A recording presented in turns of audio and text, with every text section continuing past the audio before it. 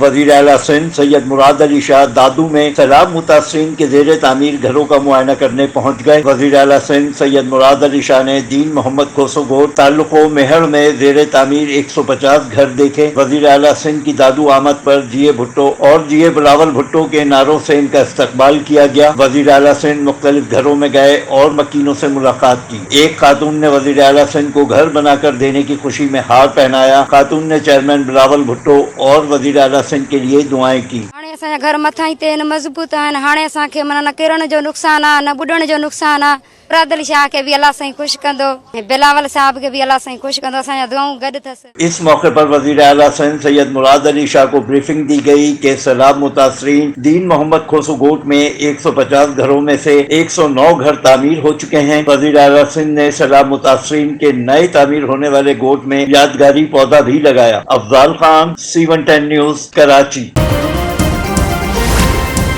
C110 news, خبر کی اصل خبر۔